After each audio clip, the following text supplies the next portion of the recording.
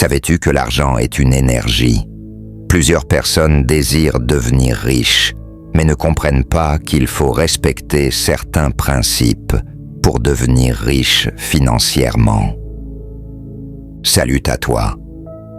Aujourd'hui, on va plonger dans un sujet qui te touche forcément, l'argent. Mais attends, ne pars pas. Je te promets que cette vidéo ne va pas te dire de manger des pâtes pour devenir millionnaire. On va explorer quelque chose de bien plus profond. Et si l'argent était une énergie? Oui, tu m'as bien entendu, une énergie. Tu sais, comme l'électricité qui éclaire ta maison ou ton Wi-Fi qui te permet de regarder cette vidéo. Et si je te disais que comprendre ça pourrait littéralement transformer ta vie financière? Ce n'est pas du blabla New Age. Même Bob Proctor, un des plus grands experts en mindset, disait « L'argent suit des lois universelles, et ces lois fonctionnent toujours, que tu y crois ou non. Alors, installe-toi bien et prépare-toi à voir l'argent d'une toute nouvelle manière. » Segment 1. L'argent comme énergie. L'argent, c'est comme une rivière. Il circule, il coule, il va là où il est invité. Mais si tu construis un barrage en te disant « Oh non, l'argent, c'est sale, je ne mérite pas d'être riche », devine quoi? L'eau va arrêter de couler. Bob Proctor expliquait souvent que l'argent est neutre. Il n'est ni bon, ni mauvais. Il amplifie simplement ce que tu es déjà. Prenons un exemple concret. Imagine deux personnes qui reçoivent chacune 10 000 €. La première, avec un état d'esprit négatif, va dépenser cet argent dans des choses inutiles, des gadgets qu'elle n'utilisera jamais ou des vêtements qu'elle ne mettra qu'une fois. La deuxième, avec un état d'esprit de croissance, va investir cet argent dans un business, un bien immobilier ou même une formation. 6 mois plus tard, qui a vu son argent grandir? C'est ça la magie de l'énergie de l'argent. Il répond à tes intentions. Et attention, cette énergie est liée à ta vibration personnelle. Si tu es dans une vibration de manque, je n'ai jamais assez, tu repousses l'argent. Mais si tu es dans une vibration d'abondance, l'argent vient à moi librement. Tu ouvres les portes à plus de richesse. Tu trouves ça fou? Eh bien, attends la suite. Si tu aimes ce que nous te proposons jusqu'ici, alors n'oublie pas de mettre un pouce bleu, de t'abonner à notre chaîne et d'activer la cloche de notification. Allez, on continue, parce que c'est maintenant qu'on entre dans le concret. Segment 2. Concrètement, comment utiliser cette énergie? Ok, maintenant que tu sais que l'argent est une énergie, voyons comment l'utiliser à ton avantage. Exemple 1. L'immobilier. Imagine ceci. Tu achètes un appartement pour 100 000 € avec un prêt bancaire.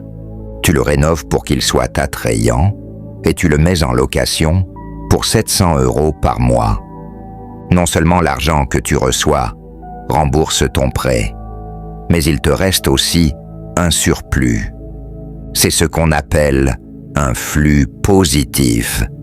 Tu transformes une énergie, ton prêt et tes efforts, en une autre énergie, un revenu passif. L'argent circule, mais il revient vers toi, et en plus grande quantité. Exemple 2. L'investissement dans ton savoir. Tu as déjà entendu dire que l'éducation est le meilleur investissement. C'est vrai, mais seulement si tu appliques ce que tu apprends. Par exemple, tu achètes une formation à 500 € pour apprendre à créer une boutique en ligne. Avec cette formation, tu lances un business qui te rapporte 2000 € par mois. Est-ce que ces 500 € étaient une dépense ou un investissement? Là encore, l'énergie que tu as mise, l'argent et ton temps, s'est multiplié. Exemple 3. L'argent et les relations. Et si je te disais que l'argent peut même créer des connexions? Imagine que tu invites une personne influente à déjeuner. Tu dépenses 20 €, mais tu crées une relation qui t'ouvre des portes, un contrat, une opportunité d'emploi ou un partenariat.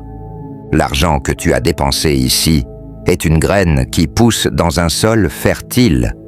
Segment 3. Ce qu'il faut éviter. Mais attention, l'argent suit des lois. Si tu accumules sans faire circuler, tu bloques son énergie. C'est comme essayer de retenir ton souffle. Ça ne fonctionne pas longtemps. De même, si tu dépenses sans intention, tu dilapides son potentiel. Le secret, comme le disait Bob Proctor, c'est d'utiliser l'argent avec conscience et clarté. Demande-toi toujours, est-ce que cette dépense va m'apporter de la valeur? Est-ce que cet investissement va faire croître mon énergie financière? Alors, qu'est-ce que tu retiens de tout ça? L'argent n'est ni bon ni mauvais. Il est un amplificateur, une énergie qui reflète tes choix et tes intentions. Maintenant, c'est à toi de jouer. Pose-toi cette question.